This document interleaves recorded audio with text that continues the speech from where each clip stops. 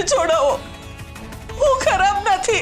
મને પણ એવું લાગતું હતું કે તું ખરાબ નહોતી, અને એટલે હું એ ગિલ્ટમાં જીવતો હતો કે હું ખોટો છું. પણ તારા કર્મોએ મારો બધો જ વહેમ, ગિલ્ટ અને અંતરના અફસોસને દૂર કરી દીધો. તમે પણ મને એ જ માનો છો જે હું નથી. હું પણ તને એ જ સમજ્યો જે તું નથી.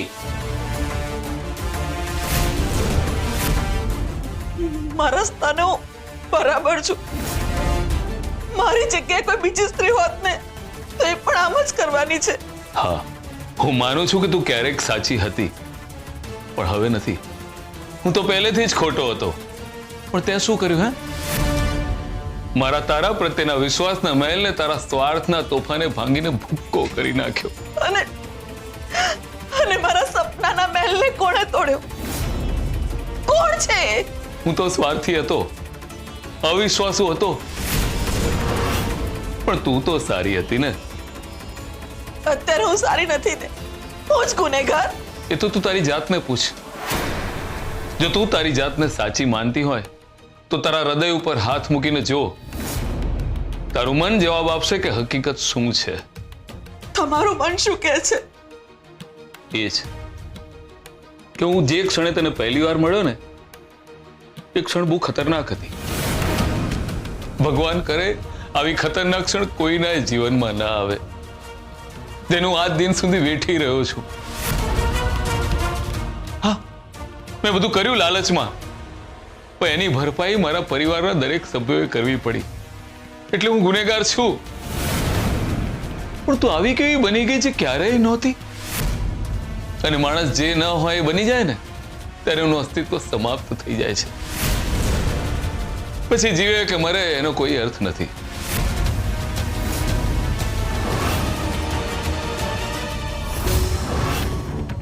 મારે મારું ઘર પાછું જોઈએ છે.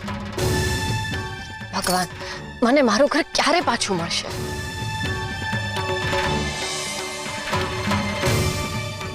હરી, મીરા આંટી,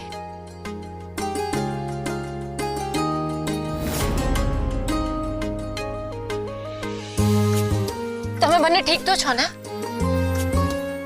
હા સરગમ, ઇન્દુ આંટી અને અંસુ આંટી મળેલા છે. આ બધું એમને જ કર્યું છે. આ શું થઈ ગયું આપણી સાથે? ઘણીવાર કપરી પરિસ્થિતિમાં એવી ઘટનાઓ થઈ જતી હોય છે ને કે જે આપણા હાથમાં નથી હોતી. બાપુજી કેટલા બધા પ્રયત્નો કર્યા પણ મોટી બાને તો કઈ જ યાદ નથી આવી રહ્યું. પણ મીરા આંટી, મોટી બા વારંવાર રતન અંકલનું નામ લઈ રહ્યા છે.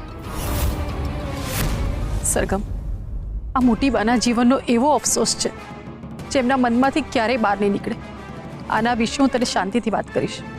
હા, જાણવું તો પડશે જ, કારણ કે આટલા બધા પ્રયત્નો કર્યા પછી પણ મોટી બાનું મગજ યાદ કરવામાં તો શૂન્ય જ છે.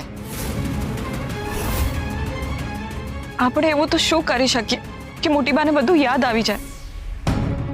આપણે એક કામ કરીએ, જેમ એક જ રાતમાં આખા ઘરની દશા બદલી નાખી હતી એવી જ રીતે આપણે આખા ઘરને પાછું વ્યવસ્થિત જેમ હતું એમ ગોઠવી દઈએ.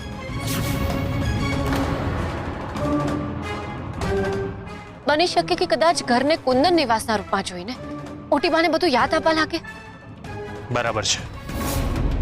જો મોટી બાની યાદશક્તિ પાછી આવતી હોય ને તો જે કરવું પડે એ કરીશું. સરગમ, અમે બધા જ તારી સાથે છીએ.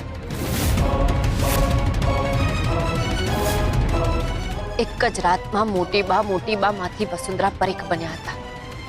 હવે એમને પાછા કુંદન ઝવેરી બનાવવાના છે. અને એની શરૂઆત થશે સૌથી પહેલા તો આ બોર્ડ હટાવવાથી.